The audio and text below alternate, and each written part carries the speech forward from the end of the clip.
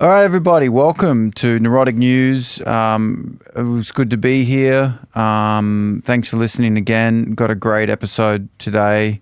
Rathy, how are you? Yeah, I'm feeling quite interested. You're interested? Curious. You're curious about what's about to unfold, or yeah, just about everything. Yeah, that's a good attitude. You know, I've to heard keep an open mind. Just stay curious. Yeah, Isn't that what they say? yeah. Nice.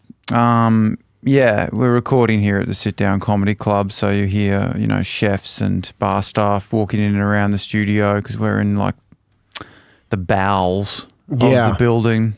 Yeah. You're getting a lot of chicken parmigiana. Yeah. Like prep is occurring now.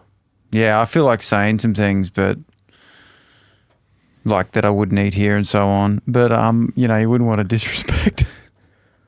Yeah. The venue.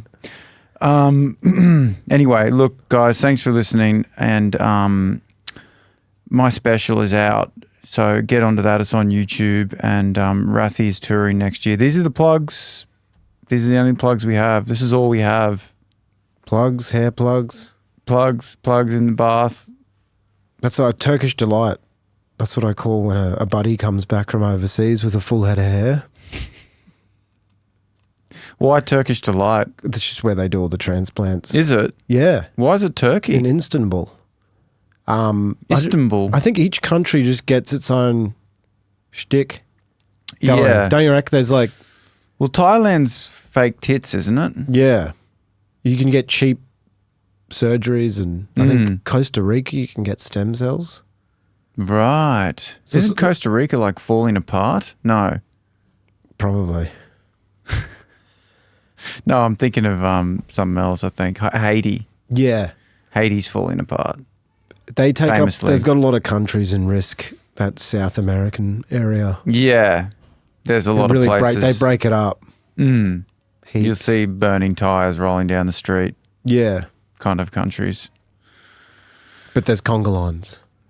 There's a lot of dancing and singing. Like there's tiki bars and bins on fire. Yeah.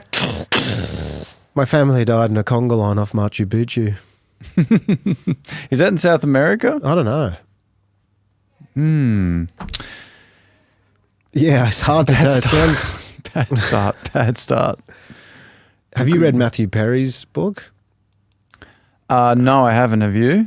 Yeah, well, I just heard that he did 100 Vicodin in a day. Really? And I just wanted to read about that, what that was like. So what's Vicodin? I mean, I've heard about it referenced in popular culture, but what does it do? Is it a painkiller? Yeah, I think so. I think he was like a horse in terms of how much he could take. Wow. And he died from that, didn't he? Yeah.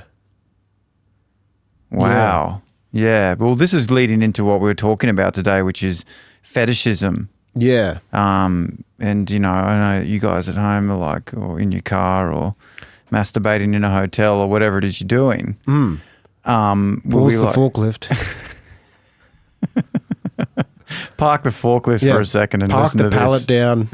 Put the pallet down and pull over for a second and ask for a smoko break because here we go. Those boxes of giant bicycles can wait.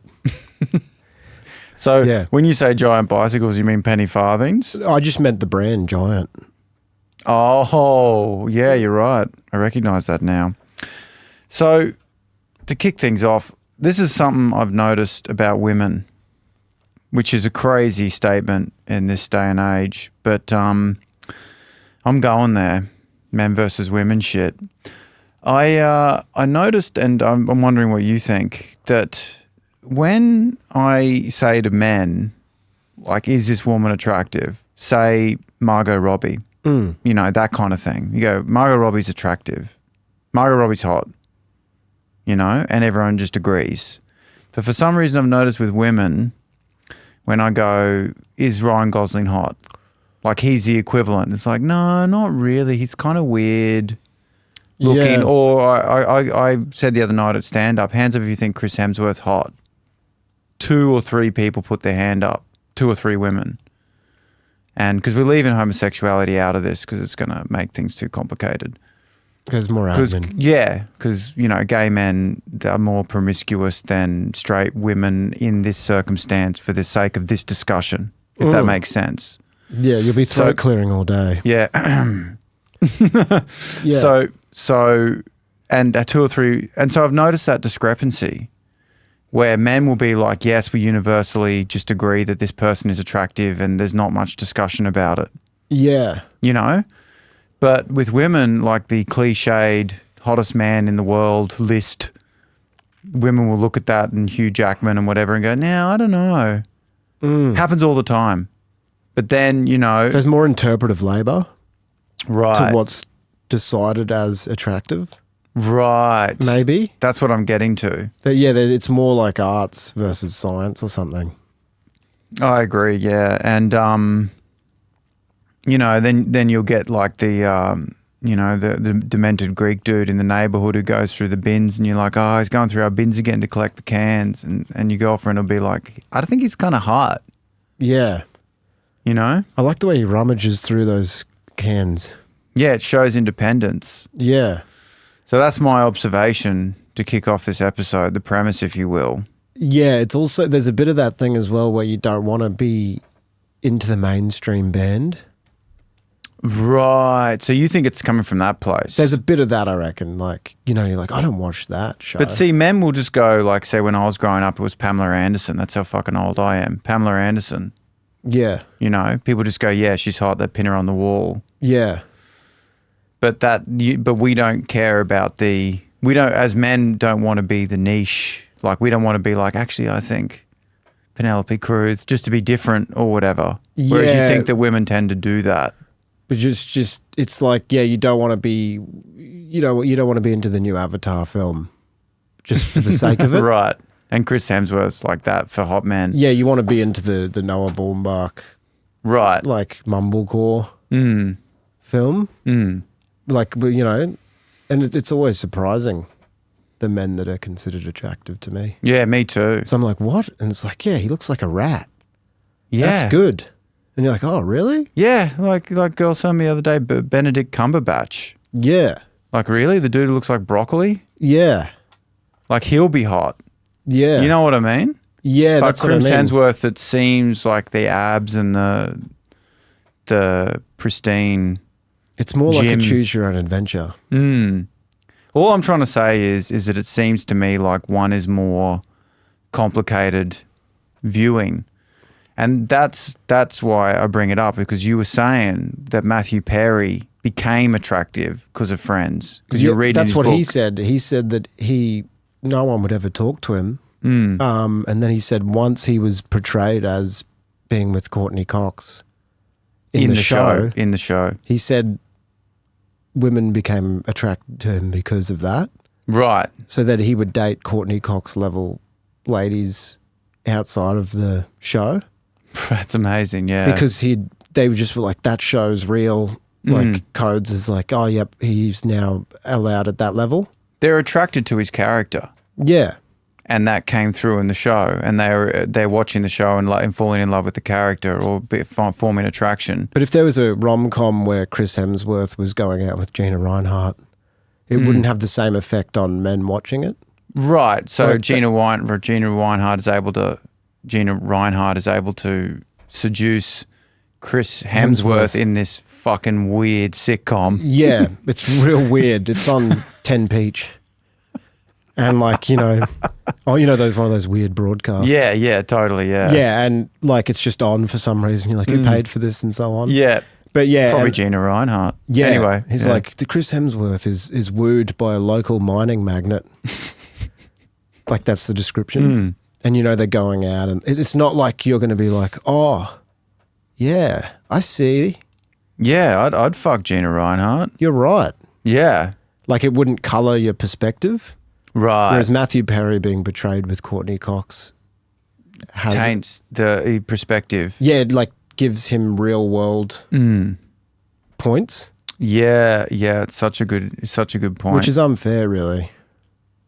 Right. That Matthew Perry got points. Yeah. Just because he was portrayed as being with someone. Well, it gives average blokes like us a chance. Well, you know, if we had character. yeah, if I had any character or Yeah.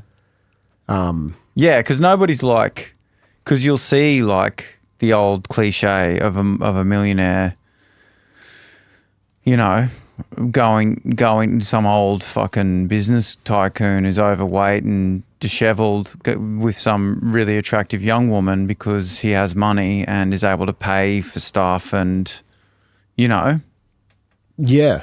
that you see that coupling, but you wouldn't see the reverse. You're not going to see Gina Reinhardt with the lead singer from One Direction. Right. You Like know? just hanging off her arm. Yeah, on a yacht in the Caribbean. Like that's going to Snapped. be weird. Yeah, snapped from some obscure bush, Papped in the water. papped in the water. Well, you think about it like, you know, if like you know, Tomb Raider. Like, you know, remember Tomb Raider? Yeah. Like it was a computer game, but it was also played by Angelina Jolie. Yeah. Like, you know, that's the kind of character men like. Mm. You know, like really attractive woman going around with guns in a cave. And so if you met her in real Yeah. life, the fact you've played Tomb Raider as a teenager is going to play into that, surely. It's going to be As subsidiary, I think. yeah, I guess if you just met Angelina Jolie And with or talked without about Tomb Raider. Yeah. yeah, but with or without Tomb Raider, you're probably still going to be attracted to her. It's not going to I be guess a it's deal not the breaker. point. Yeah, it's not the point, is it? Yeah. But no, that is an example of a character for sure. That I was trying to think of a character, the equivalent of Yeah. what men, you know, guns in a cave. yeah. Yeah, I guess if Clive Palmer was cast as the new Tomb Raider, Right. then that could help him. You know, like if he showed mobility. Right. Well, you know, he does look like he should be in a motorized scooter, Yeah. Clive Palmer, but he's not, and I kind of respect that. Yeah. Like he's still, out of pride. like he should be hospitalized. Not Yeah. hospitalized, but with carer. Yeah. He should be carried around by pallbearers on a stretcher to make decisions. And fed grapes. Yeah. It would be easier if things got more complicated when they started portraying rich people as everyday people more. What's that? It would be. Well, I just think it became more. It's like, okay, you take The Office, right?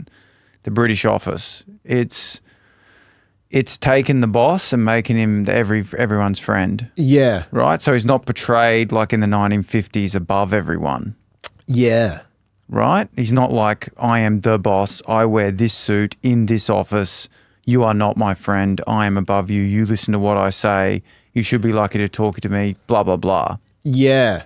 It kind of reminds me of how rich people and celebrities, like they no longer are like, yeah, I'm wearing this and like you know what I mean? They're trying to be everyday. And I'm just saying, like, I feel like if billionaires were like in the olden days carried around by women feeding them grapes and so on, it might be easier to hate them. Yeah, I see what you mean because Yeah. the old elites used to be like, we're better than you. Yeah. That's why I get fed grapes and get carried around by Right. centurions in sandals. They take their money and go, we're doing to do things with it that you can't even imagine. Now rich people are like, oh, we're victims because of you. Exactly. Like because of the Yeah. hoi polloi, because of the unwashed masses. Yeah. They're like, we're victims because of you. Like, I'm suffering too. I've got mental health. Yeah, it's like when you see, I've got mental health. You don't know what it's like not being able to go outside. Actually, Yeah. money is a curse. I don't really want to be famous. This is the attitude of the new billionaires Yeah. and celebrities. Yeah. Like Mark Zuckerberg's got fucking videos up of him barbecuing. He has all these videos about how to barbecue meat. He's probably hiring a relatability expert. Probably spends 10 million a year for like a team of relatability experts Yeah, to be like, untuck the shirt. it isn't working. And you see that as well, like when you go to a sauna and there's like office workers who do bloke face because they're so emasculated by their color-coded calendars. So they're like, yeah, mate, I was on the source last night with a couple of big senders who were sending it, you know? There's this weird like trying to act down to earth. As opposed to the fact that they were in an expensive suit doing coke off a stripper's tit. Yeah. They leave those details out. Yeah. No, I wasn't doing ketamine with a woman sticking something up my ass. Yeah. I don't have a custom designed butt plug that was 3D printed by a startup in Tel Aviv. I find like real estate agents do that a lot. Yeah. They really come down to the, "G'day, mate. Yeah. How you going? Yeah, nah, come in and have a look. Yeah, nah, how's your day?" Yeah. It's like, don't try and act like you don't think you're above me. No, it's easier when the slaveholder looks like one. That's what I'm saying. Yeah. Because it's easier to hate him. Yeah. It's confusing now because like there is no slaveholder per se. Right. It's more like you're enslaved by algorithms, glucose and dopamine. Yeah. So it's like you can't. It'd be easier if it was a guy on a stretcher with grapes whipping right. you. Right. So you're like, fuck, I hate Maximus.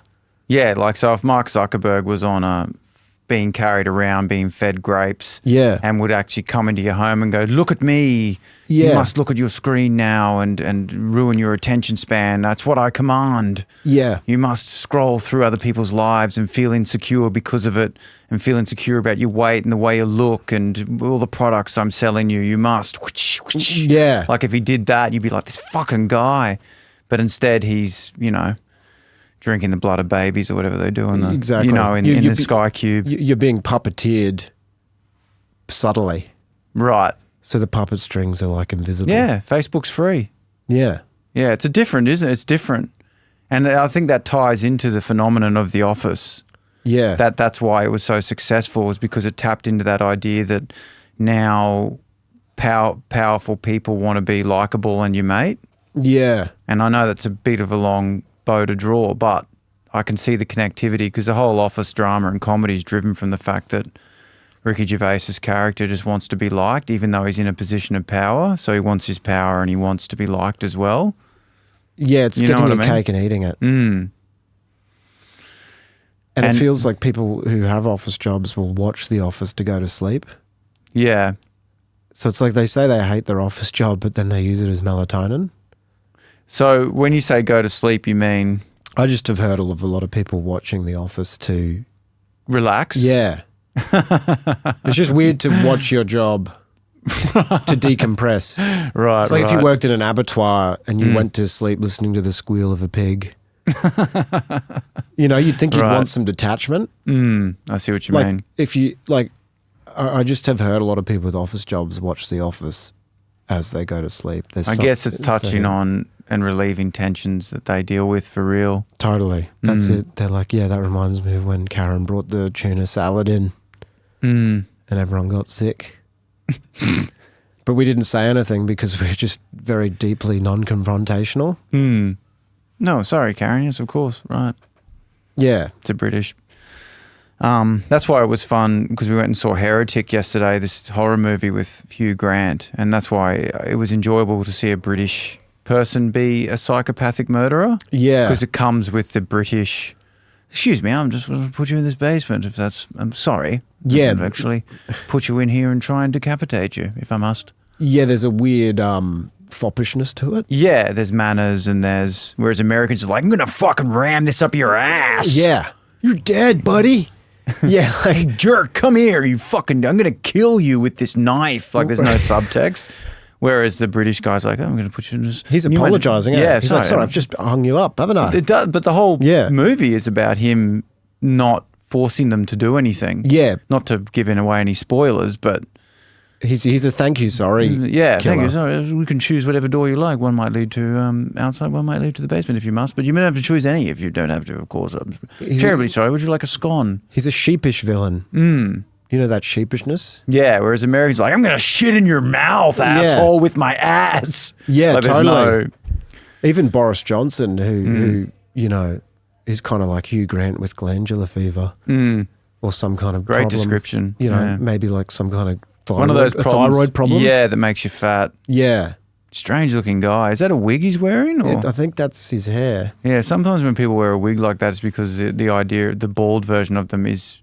He looks like he has alopecia, Boris Johnson. Strange. He does. I mean Strange. that seriously. Yeah. Like he looks like he can't produce hair. Like just his face and stuff is so Cartoonish. clean Yeah. shaven. Mm. Yeah, he's a clown.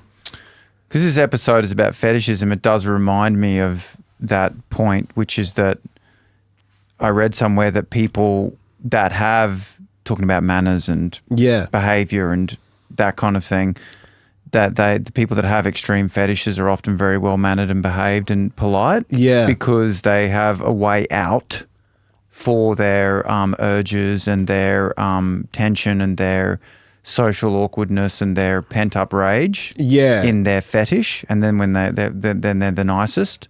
Whereas people that are repressed, of course, are pricks. Yeah.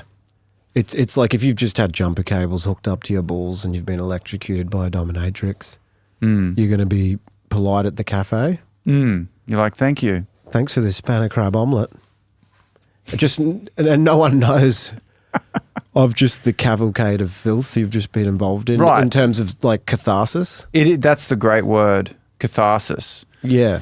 And this, keeping on this topic of fetishism, in the 1950s, of course, there was a lot of sex happening because sex and sexual intercourse and kids and the whole gamut of things is decreasing. Yeah. Particularly in Japan, right? Yeah, Japan's well, like Japan- famously the people are lowest having birth less, rate.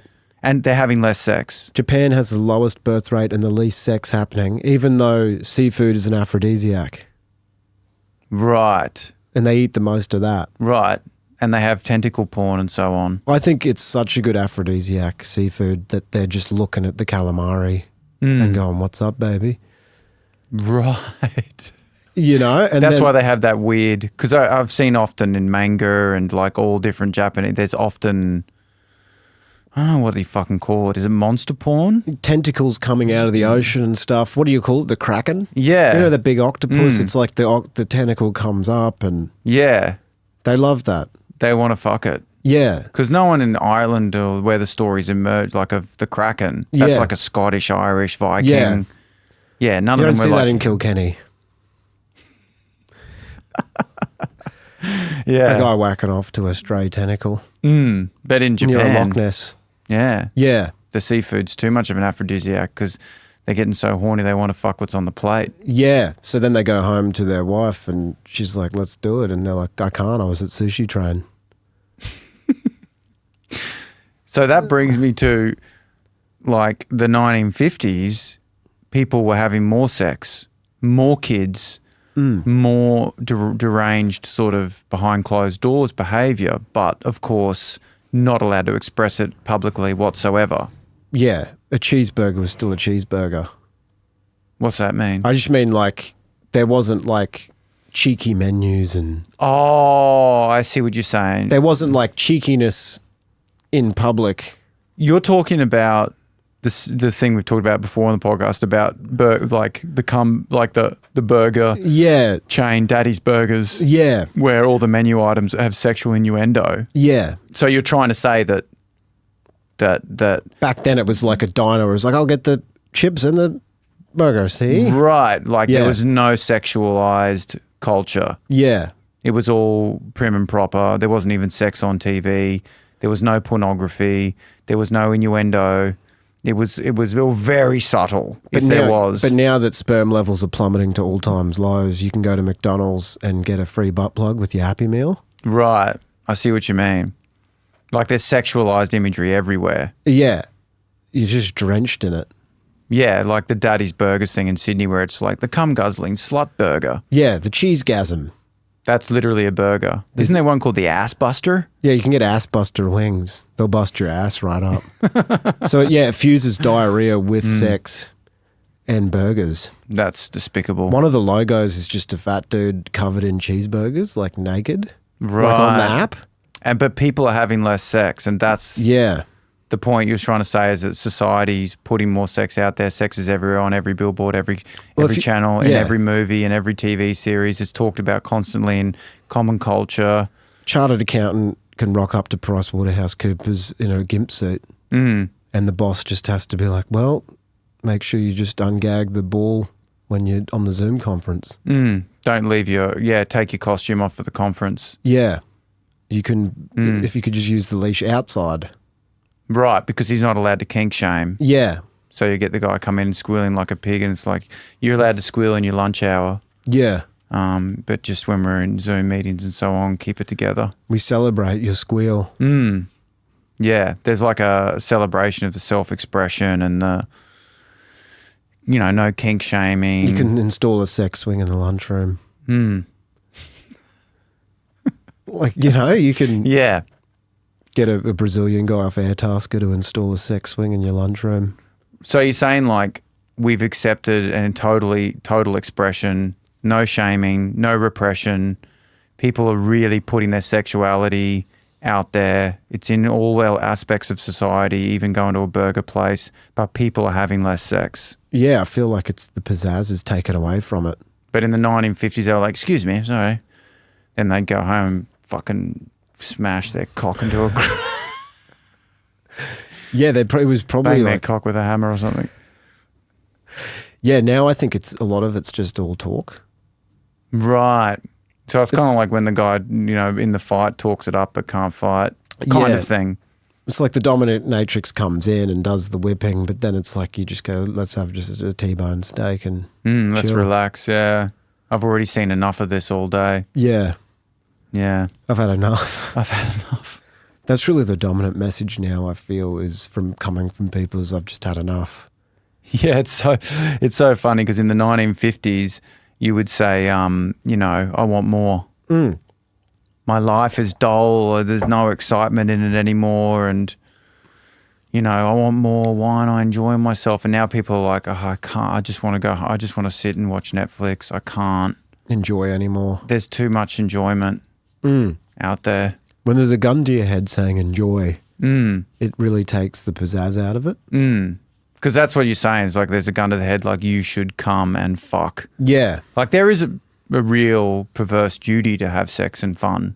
Yeah, sex is tied up into that. It's like you go to the axe throwing center, there's a gun to your head, like throw the axe, bond with your colleagues. Do it, you fuck. You know what I mean? Like every interaction, you're like auditioning for it to be fun enough to justify it. Like everyone's got like, I've got this tiny window for fun. I've been fucking at work all week. I've been working late.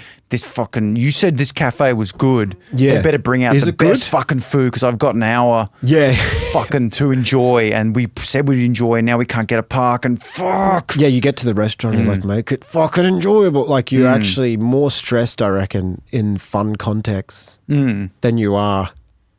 Right, which is really like if you're at putt-putt and you've got an hour to enjoy, you're more stressed than if you were just working.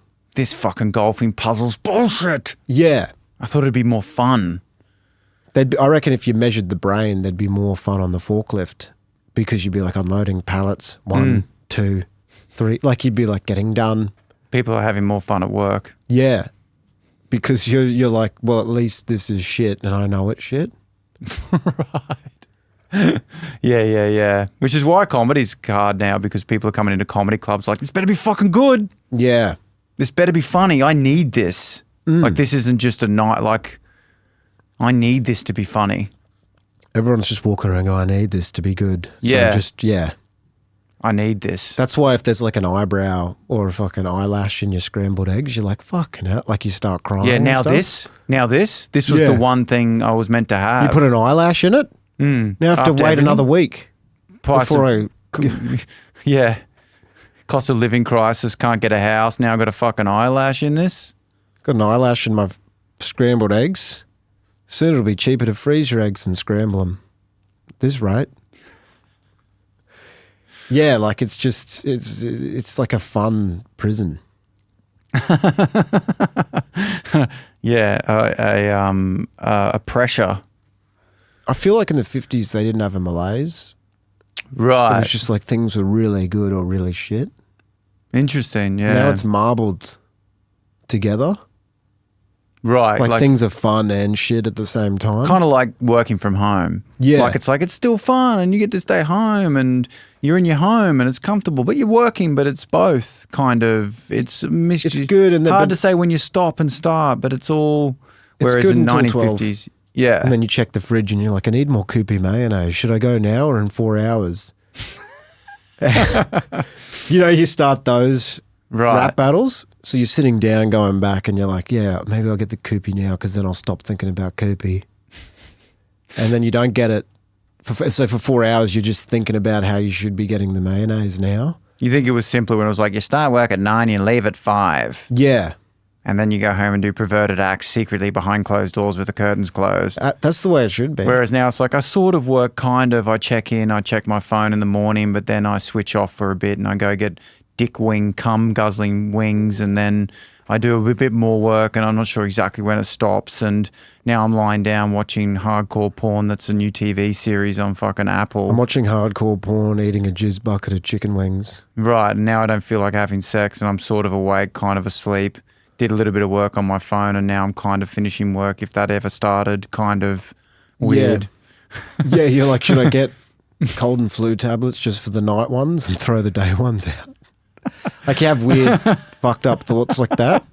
Do you know what I mean? You're like, Chemist Warehouse is open till 11 at night, so I could still get them. Do you know what I mean? Like you're Googling Chemist Warehouse opening hours at 10:30. Like if I left now, I could log into a Lime scooter and scoot over to Chemist Warehouse and get the cold and night ones and convince them that I'd already tried the other ones they try to give you that don't work. Right. You know how you've got to try real hard? Yeah. And then those work. Right. But then you wake up with a brain fog to start it over again. Then you drink heaps of coffee and it starts up again. Yeah. You get that first coffee, they give you that. Oh, fuck. Man, that was a wild episode. Sorry, everybody. Sorry. Oh, fuck. That was, that was a lot. Thanks for listening, everybody. If you like this, you can contribute to the Patreon to keep it going more regularly. But I get it if, you don't like it. Absolutely. Anyway, I guess we'll wrap up, but thanks for listening. I hope you're having a great time out there, and we'll be back soon. Thanks, Rathi. Yeah, thank yous. Thank yous.